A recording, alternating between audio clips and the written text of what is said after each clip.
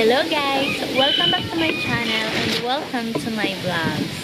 Ngayong araw ay share ko sa inyo kung paano ang tamang pamamaraan upang maalagaan natin ang ating mga pananim na phlox. Yung mga ganito guys, ito, yung phlox na isang flowering plant na bunch of flowers talaga siya kung mamulaklak. I-share ko sa inyo kung paano alagaan ang ating mga phlox at paano sila manatiling namumulaklak sa ating mga garden.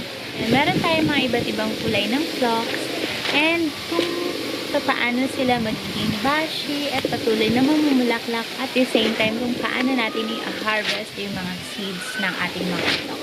Kaya yan guys, samahan niyo na ako sa aking vlog ngayong araw para sa mga phlox care tips natin sa ating mga garden.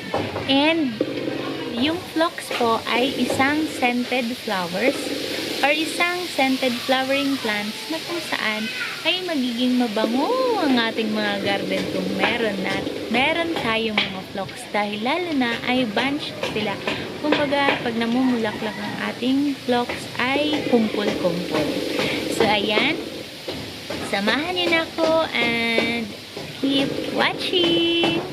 Ito yung mga phlox natin. Pagkatapos mag-bloom ng ating mga phlox, ito ay pinatubo through seeds. Ilalagay ko yung link. Meron pong makikita dito sa taas kung ano yung paraan ng pagpapatubo ng ating mga phlox. Ayan.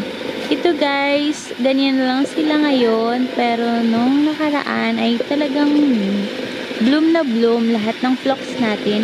And tingnan nyo yung ganito. Yan yung mga anuhan ng bulaklak. Kaya marami talaga yung mamulaklak yung mga phlox.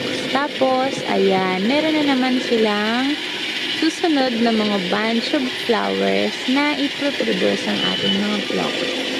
Merong violet, pink. Ito, ang dami talaga ng mga bulaklak ng itong phlox na yan. Yan. Ang ganda na. And, meron tayo dito white. Itong white, mas marami siyang magkumpul-kumpul ng flowers nung namumulaklak. And, bakit naman ngayon ay wala na silang bulaklak? Dahil, meron mga stems na tapos na sila mag-bloom at magbibigay naman sa atin ng mga seeds. And, kagaya nito, itong phlox natin. And, kailangan pag namulaklak sila ay i-keep natin yung mga seed pods. Yan. Ito sila. Pagkatapos mag-bloom ng mga flowers, magkakaroon ng ganito. Bali, magiging green muna sila. And pag naging brown na siya, at i-press natin yung phlox, yung seeds. Tapos parang egg siya na bubuka. Kasi maliliit lang.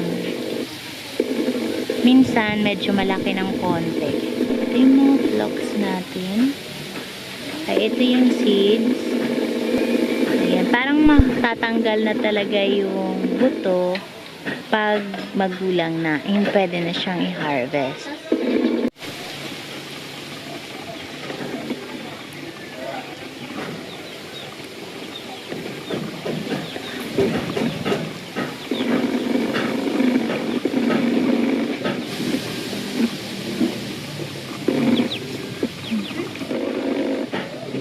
Ayan. So, ito yung mga seeds ng phlox. Ayan. Tapos, ready na yan para maitanim natin ulit. Meron na tayo dito mga phlox seeds. Ayan na sila. Ayan. Marami-rami na rin yung ating na-harvest. So, ayan ang ating mga seeds. Kailangan ina-harvest talaga yung mga seeds ng phlox kasi pag hindi sila hinarvest ay magiging tendency yun na mamamatay yung puno o yung ating phlox plant. Ayan, ito marami na yung susunod na flowers niya, bunch of flowers ulit yan. Yung isang paraan din ng pag-aalaga sa ating mga phlox ay dapat pagkatapos nilang mamulaklak ay tatanggalan natin ng mga magde-deadheading tayo. Pwedeng ganito lang or mas better kung tatanggalan siya mismo ng isang yung ganyan. Oh. Yan. Kasi ang paraan na to ng pagde-deadheading ay upang magkaroon ulit ng maraming flowers. Kagaya nito dahil mas prefer ko na magkaroon ng mga seeds, hindi pa nagkakaroon ulit ng mga bagong flower buds yung ating phlox plant. Pero kung gusto niyo silang laging namumulaklak, ay lagi kayong magde-deadheading.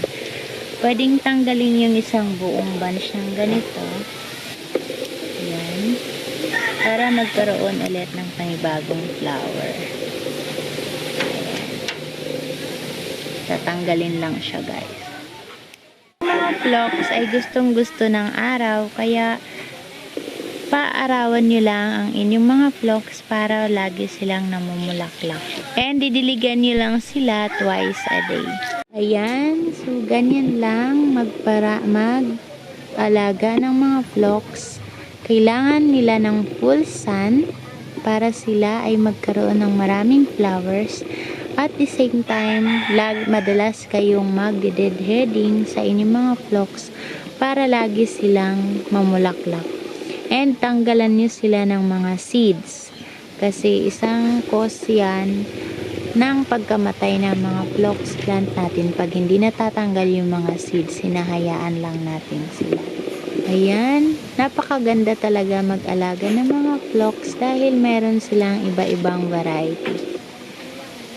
Simple lang mag-alaga at madali lang basta magde-deadheading, paarawan, and pruning at the same time. Ayan guys, thank you and happy gardening. Salamat sa inyong panonood sa ating vlog sa araw na to. Thank you and happy gardening guys. Until next time, bye!